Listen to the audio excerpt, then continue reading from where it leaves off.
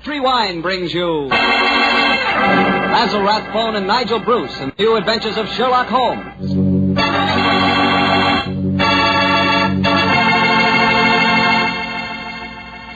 The Petri family, the family that took time to bring you good wine, invites you to listen to Dr. Watson tell us another exciting adventure he shared with his old friend, that master detective, Sherlock Holmes.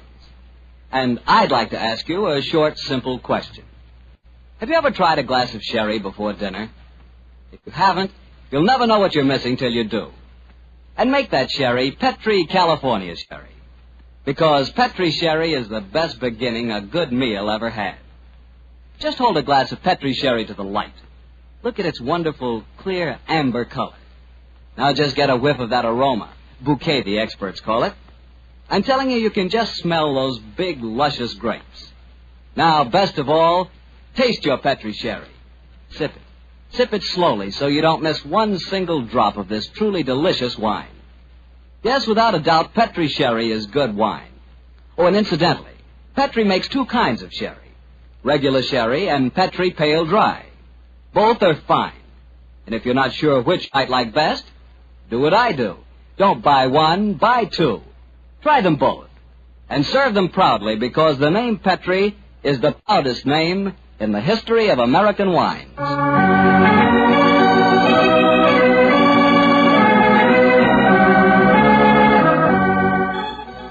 And now I'm sure our good friend and host, Dr. Watson, is waiting, so let's go and join him. Good evening, Doctor. Good evening, Mr. Bartell. Here, quiet with it. Down, Monty. Down there. Dogs seem very chipper tonight. Yes, tonight, yes, but they've been in disgrace most of the day, Mr. Bartell. Oh? What have they been up to? After the seals again, Doctor? No, my boy, this time it was chickens. They got into my neighbor's coop and had a delightful time. Fortunately, there were no casualties, but I'm afraid that my good neighbor policy has suffered a slight diplomatic strain. But you come here to listen to Sherlock Holmes' adventures, not those of my dog, so draw up your usual chair and make yourself comfortable, and I'll get on with tonight's story. Last week, Doctor, you told us it was a case in which Sherlock Holmes found the solution without ever meeting any of the suspects. That's quite correct, Mr. Bartell. As remarkable as an exhibition of long-distance detection as I ever recall. But judge the story for yourself, my boy. It was in the autumn of 1903, and Sherlock Holmes was about to retire to his bee farm on the Sussex Downs. I must confess, Mr. Bartell, that my heart was heavy during those last few weeks we spent at Baker Street. I thought of the countless adventures that we'd shared together. I remembered those many evenings of quiet comradeship and companionship. A fire blazing away in the hearth as Holmes lay back in the shadows playing his beloved violin. And then, Mr. Bartell, as so often happened, there'd be a violent jangle on our doorbell, and some wretched soul in misery would be standing before us and pouring out his troubles. Suddenly the violin would be discarded, and Holmes the dreamer would become Holmes the man of action. Come, Watson, the game's afoot, he'd say. And in a few moments later, we'd be rattling off in a cab through the foggy, gaslit London streets. Yes, Doctor, I can imagine it was pretty hard for you to leave Baker Street. It was, Mr. Bartell. However, as it transpired, there was one more adventure awaiting us before we left. A few days before the actual move, I persuaded Holmes to take an afternoon off from his packing and accompany me on a visit to the laboratory of an old friend of mine, a Professor Jean Boulin. He was an eminent French scientist engaged in very important work at the London University. Well, by the way, this was at a period, Mr. Bartell, when radium was something extremely new and extremely rare. The university had just acquired a minute but invaluable portion of the element, and Professor Boulin was in charge of the research connected with it. I can remember the picture so well as Holmes stood in the laboratory talking with keen interest to the distinguished scientist. Amazing, Professor Boulin. Quite amazing. Think that this tiny leaden vessel contains one of the most precious substances in the world. Yes, Mr. Holmes. We have a great deal to thank Madame Curie for. This new element may force us entirely to revise our concepts of all physical structure. Your research is a great responsibility, Boulin. It is, Watson. I must confess that I wish the authorities here would give me a freer hand. I foresee such infinite possibilities in the use, particularly the medical use of radium. But my conservative superiors seem to regard it only as a toy, a scientific curiosity. Limit your experiments accordingly, I suppose. Exactly. I'm given no opportunity to do anything that's in the least radical. Must be very disheartening. How can research ever get anywhere along those lines? It is a great misfortune, Holmes, that you've determined to retire to your bee farm. This project, we could use such an analytical mind as yours. You flatter me, Professor. How many assistants do you have working with you, Buller? 3, but none of them are very inspired, I'm afraid. Well? My best assistant is a man named Barker. He's a little on the conservative side, too. But he is extremely adroit. The other 2, a young man called Taylor and the girl Gladys Hughes. They mean well. But gauche, I fear, is the only word to describe them. Why do you laugh, Buller? I was just amused to observe that in describing my assistants, I chanced to be literal as well as figurative. It's odd that random symbolism can sometime... but never mind that. You would like to see the laboratory? Yes, indeed we would. Yes, thank you very much. I have some extraordinarily interesting photographic plates that record the emanations of radium. They're over here. I think you will find them most fascinating.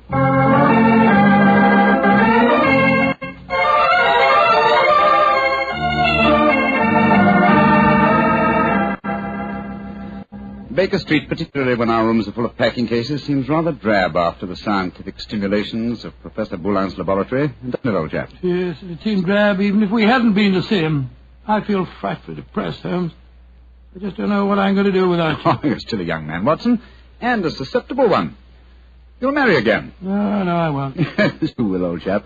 And you'll end up by being glad that your old roommate, your difficult, rather unsociable old roommate, is living in retirement on the Sussex Downs. Rubbish. I shan't feel anything of the kind. In any case, I don't think you'll be able to stay in retirement for long. Your mind is much too alert to be satisfied by being a sort of midwife to a bunch of beastly bees. Oh, dear Watson. I feel that you'll never eat honey again. Yes, you can laugh, Holmes, but I could see how excited you were when Boone suggested that you might help him with his radium experiment. Flattering suggestion, I must admit, my dear fellow. Just the same, Oh, now, who the devil's that? From the urgency of the tug on the bell pull, I'd say that it was a client. And don't head him off, will you, old chap? Yes, I'll do my best. Oh, Watson, explain that I'm no longer in practice. Too late, Holmes. He's brushed past Mrs. Hudson. Here he comes rushing up the stairs. Oh, confound it. I beg your pardon, sir, You but... Mr. Sherlock Holmes? No, I am not Sherlock. Then you must be Mr. Holmes. That is my name, sir. But may I ask what accounts for your rather whirlwind entrance? My housekeeper, Mrs. Hudson... I haven't any time to consider etiquette. My sister Gladys Hughes has vanished. Vanished into thin air. You've got to find her for me, Mr. Holmes. I'll pay you any fee you name, but you've got to find her. Mr. Hughes, I'm extremely sorry that your sister has vanished, but I'm afraid that I can do nothing to help you. I'm retiring. I'm giving up my practice. If you won't help me, I'll go to someone who will. That's exactly what I mean, sir. I suggest that you go to the police, or if you insist on a private investigator, I can strongly recommend Mr. Martin Hewitt. Yes, his address is 39 Pont Street, Knightsbridge. Good day to you. Good day, Mr. Hughes. 36 Pont Street, Light. Mr. Martin. Yes, I can understand his concern, but his manners leave a great deal to be desired. Holmes. Gladys Hughes, his missing sister. That was the name of one of Professor Boulin's assistants, wasn't it? True, old fellow, but it's probably only a coincidence. What? Both Christian and surnames are extremely common ones. Well, I have a feeling that it may not be a coincidence. Oh, come now, my dear fellow. Don't you try and embroil me in a fresh adventure. I've retired and I'm leaving for Sussex in a few days. And if any more clients come wrenching at my doorbell, I shall ignore them.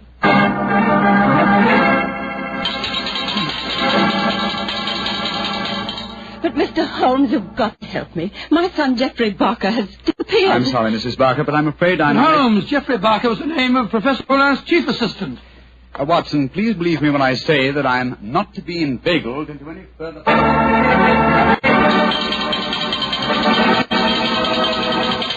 Mrs. Taylor, I'm sorry, but I can't help you. Oh, but Mr. Holmes, it's my husband. He's disappeared. We've only been married 3 months, and now... Oh, it's terrible. I've been so worried ever since he started to work on that strange new radium with Professor Jean Ballon. Holmes, you can't pretend it's coincidence any longer. Gladys Hughes, Geoffrey Barker, and now Taylor. The 3 assistants of Professor Boulin. I know it, Watson. Mrs. Taylor, the moving van will be here tomorrow to take my things to Sussex. I shall follow them immediately. I have retired, madam. Do you understand that? Retired.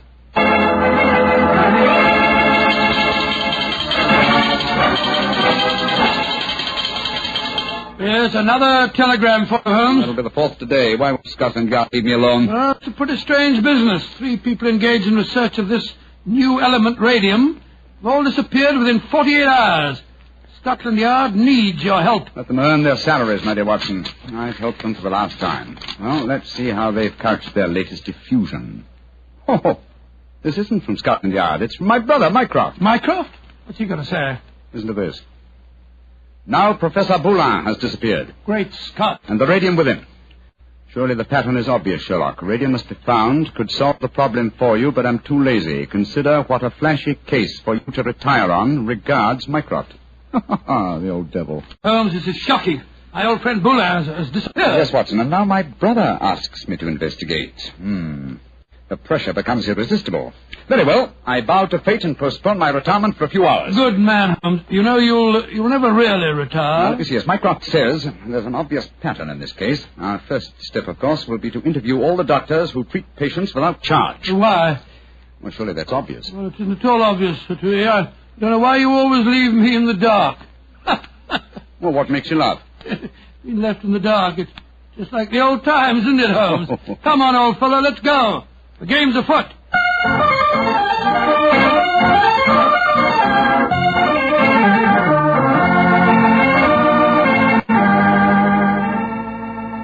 Dr. MacDonald, this is Mr. Sherlock Holmes. Mr. Sherlock Holmes, I'm very glad to meet you. And are you, Dr. MacDonald? I swear that I've never been in as many doctors' offices as I have today. But Mr. Holmes is in search of some information. Perhaps, Doctor, you can help him. I'll do my best. What do you want to know, Mr. Holmes? Whether you have any charity patients with skin eruptions or growths of any kind. I mean, patients that have not kept their appointments recently, perhaps. Now, let me see. Why, yes, I do. Old Mrs. Pendle. She has a very bad case of lupus. She was due for a treatment here yesterday, and I've seen nothing of her. Splendid. Can you give me her address? Why, certainly. It's in my book here. Well, I hope this isn't a false trail, Holmes. You can only explore it and see, dear chap. Here we are. Mrs. Pendle, 36 Elm Gardens, Clapham. Mrs. Pendle, 36 Elm Gardens, Clapham. Thank you, Doctor. I'm greatly obliged to you.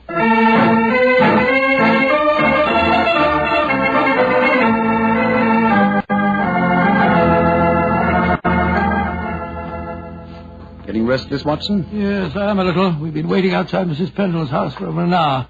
Why don't we knock on the door? See if she's at home. Oh, no, my dear chap. We mustn't frighten her. I hope that she's going to lead us to our quarry. You see... Shh. Front door's opening. A woman's coming out. Yes, it's Mrs. Pendle, beyond doubt. Look at that bandage around the upper part of her face. Yeah, hello, she's turning down the street. We're going to follow her, I suppose. Naturally, but let's give her a start, shall we? We don't want her to spot us. Well, while we're waiting, perhaps you'll clear up 1 or 2 points for me. I'm still very much in the dark. With pleasure, old chap. What puzzles you? Well, one of the things that Come on. What? You've given her enough of a start. Let's follow her. Oh, very well. But look here, you asked me what I didn't understand. 2 things puzzle me. What did Mycroft mean by the pattern of the case? Why are we following a poor sick old lady through the London street? I'll answer the first question, and I think the answer to the second will be self-apparent. The pattern of the case is clear. Professor Boulin and his 3 assistants have vanished together with the radium, but their disappearances were not simultaneous. Had they been so, it would have been a transparent case of theft. But with the disappearances gradual rather than simultaneous, the emphasis has been subtly shifted. Yes, I can see that, Holmes, but what do you suppose is at the back of the whole business?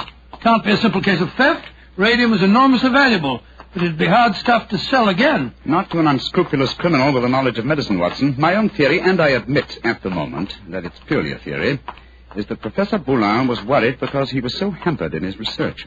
You'll remember that he stressed his great faith in the medical values of the new element, radium. Yes, he did. It's more than possible that he places the rights of science above the rights of property, that he's determined that he and his group will carry on their invaluable research unhampered by the conservative restraints of the university. I see what you mean, Holmes, but how does Mrs. Pendle, the poor woman that we're following, enter the picture? Because one of the chief lines of radium research on the continent so far has been with her sort of trouble. Professor Boulin's obvious move, if my theory is correct, would be to contact poverty-stricken patients promise them relief, induce them to abandon their regular treatments, and submit to him. By Jove, yes, Holmes, that seems perfectly logical, and yet I can't believe that Boulin would... Mrs. Pendleton has reached her destination. She's turned down a driveway. Yes, she's walking up to what looks like a deserted well. Hurry, old chap. Don't let her out of our sight. She's opened the door without knocking. She's gone in. We'll wait here for a moment or two, then we'll follow her. I have a feeling that your old friend, Professor Boulin, is not far away, Watson. Yes, you're probably right. But I hope we can do something to protect him from the consequences of what he's done. It might easily mean the finish of a brilliant career. I'll do everything in my power, but you know as well as I do... Shh, look. Mrs. Pendle's coming out again. Yes, and she's in trouble. Come on. Mrs. Pendle, what's wrong? I don't know how you know my name or who you be, but you asked me what's wrong. They tell me to come here to this address, and I find a doctor who'd help my face. I comes here, and what do I find? What did you find, madam? A corpse, sir. That's what I find. A dead man lying there in a great pool of his own blood.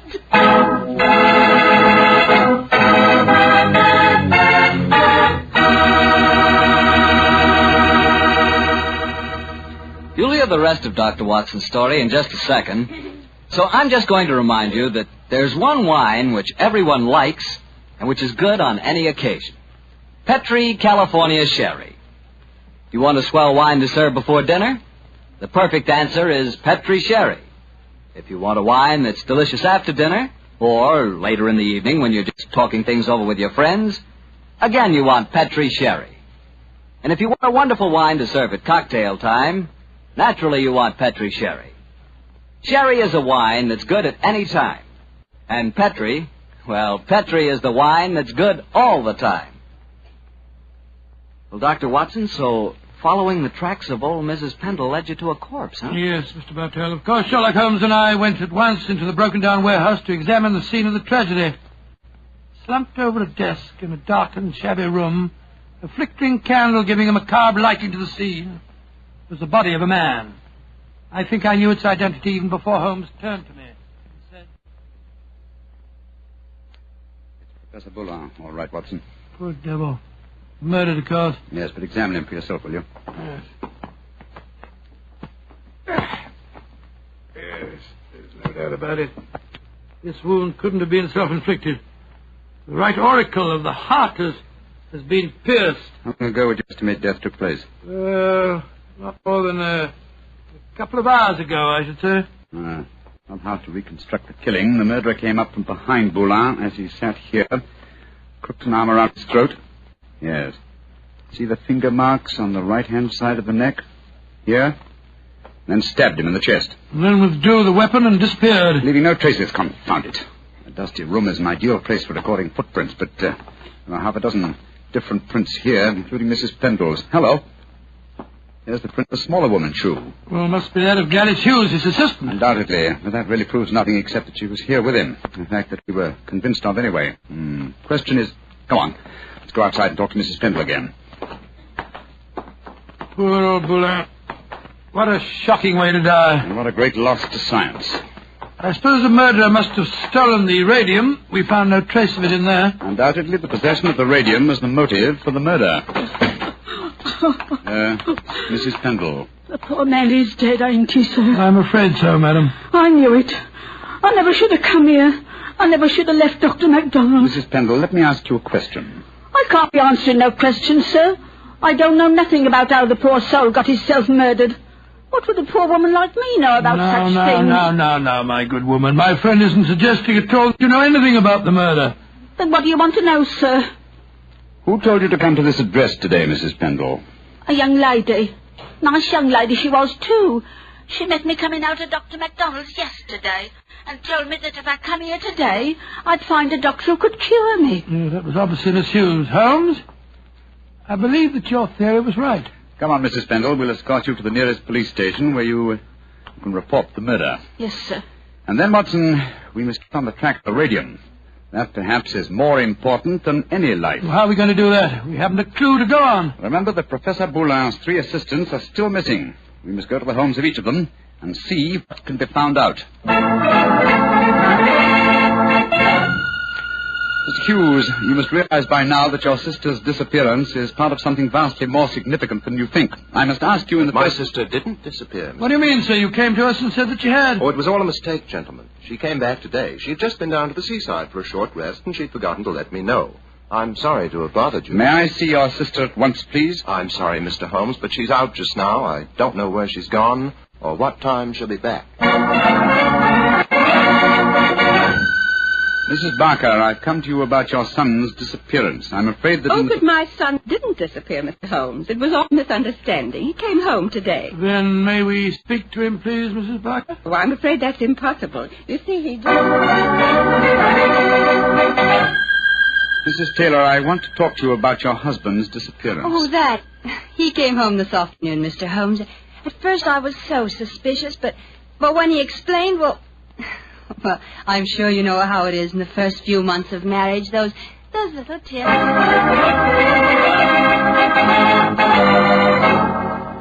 Confound it, Watson. We're no nearer the solution. And meanwhile, here we are back in Baker Street to find that the moving van has taken all your things off Sussex. Perhaps you should give up the case, Holmes, and follow them. Close my career on a note of failure? No, my dear fellow. I shall not leave London until this problem is solved. Oh, that case, I'll sit down. Looks to me as if it may prove a lengthy wait. I've rarely felt more frustrated, Watson. All three vanished technicians home safely with plausible stories, or at least plausible alibis, and poor Boulin murdered, and the radium stolen. Well, I must say it makes no sense to me. Why, it must make sense. The pattern was well enough to find in the beginning. It's just a question of finding the right key. In a way, it's clear enough what's happened. One of the three assistants, placing the financial value of radium above its value to science, murdered Boulin to obtain the prize. The other two, fearing that their complicity in the original plot would involve them as accomplices in murder, ran home and established an alibi. And the murderer did the same thing, for it's obvious one of the three must be the killer and the thief. Yes, the question is, which one of the three is the culprit? If only poor Boulin were alive, he could help us. My dear chap, if Boulin were alive, there would be no murderer. Oh, of course it wouldn't. Now, let's see. Boulin gave us a few bare facts about his three assistants. I wonder... But of course, Watson! I have the answer. The case is solved. What do you mean, Holmes? How can it be solved? You haven't done enough investigation. If it comes to that, you haven't even seen any of your three suspects. That isn't necessary. Oh, you know who did it? Yes, Watson, and so should you. But we know nothing to set them apart from each other, except that one of them's a girl. We know more than that, my dear fellow. Think hard. Well, Boulin told us that Geoffrey Barker was an excellent technician, while the other two were somewhat clumsy. We know even more than that. Well, I'm just if I know what, Holmes. I shan't even need to stay in London and follow the case through to its logical conclusion. A telegraph to Mycroft and another to Scotland Yard to take care of it, yes. And I can be in Sussex before the moving van, after all. Oh, you mean you're going now, before the case is solved? But it is solved, my dear fellow. All that remains to be done is some purely routine work. What's the time? Look, it's 3 o'clock. Splendid. If we hurry, we can catch the 3:45 express from Waterloo. We? Yes, I was counting on you spending a few days down there with me, old chap. I hope you can spare the time. I should hate to make so drastic a change without my good old friend Watson at my side. Oh, of course. I'll be delighted, but what, my dear boy? The case of the disappearing scientist. Wait until we get to Sussex, shall we? As soon as I get an answer to my telegrams, I'll explain the whole thing to you. And now let's hurry, shall we? Our train leaves in 40 minutes.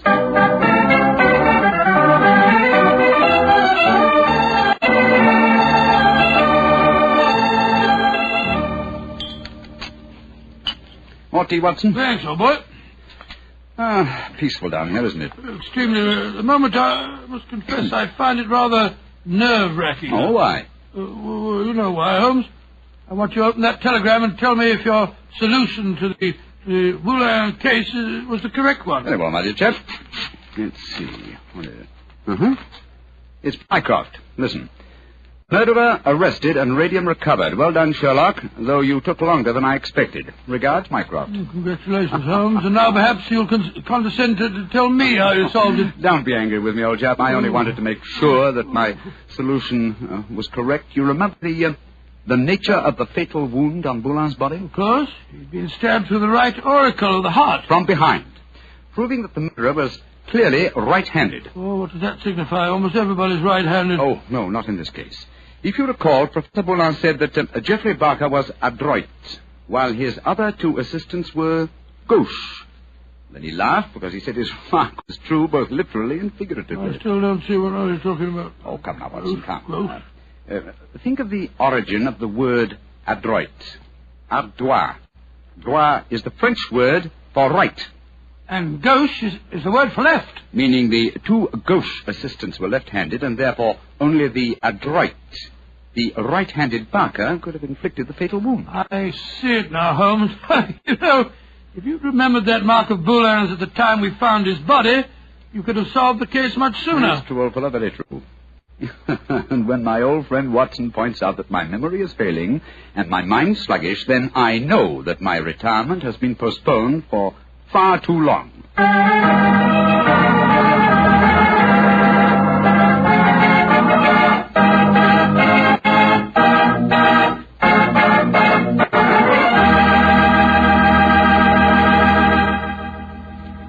Well, so Holmes really went through with his idea of becoming a bee farmer. Yes, of course. It became one of his favorite hobbies. Do you know anything about the raising of bees? Oh, nothing at all. The only connection I've ever had with bees was very remote. Once I had the hives. Once you had the... Oh, no, Mr. Barker. Oh, yes, Dr. Watson.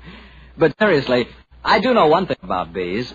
Even when you know all about them, you're apt to get stung. That's true enough. So I'll make my hobby Petri wine. You know, you can't miss when you buy Petri wine, because Petri wine is always good wine. The Petri family has been making fine wine for generations. In fact, they started way back in the 1800s. And they've handed on down from father to son, the knowledge and experience absolutely essential to the making of truly fine wine. And since the making of Petri wine is a family affair, you can be sure that the name Petri means something on a bottle of wine. Those letters P-E-T-R-I are more than a trademark. They're the personal assurance of the Petri family that every drop of Petri wine is good wine. So when you buy wine of any type, you can put your faith in the Petri label, because Petri took time to bring you good wine. Well, Dr. Watson, what new Sherlock Holmes story are you going to tell us next week? Well, now, let me see. Next week, Mr. Bartell, I'm going to tell you about one of the weirdest adventures that Holmes and I ever had. It concerns a haunted chapel in the wilds of Cornwall, strange organ music that played at midnight, and the headless ghost of a murdered monk.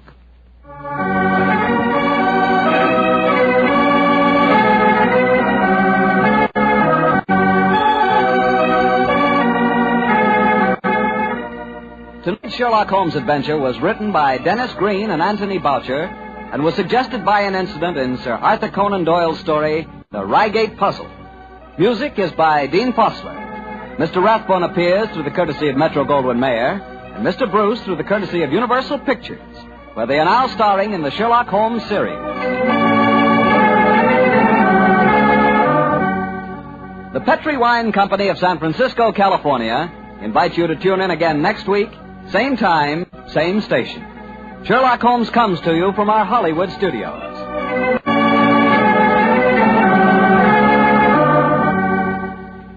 This is Harry Bartell saying good night for the Petri family.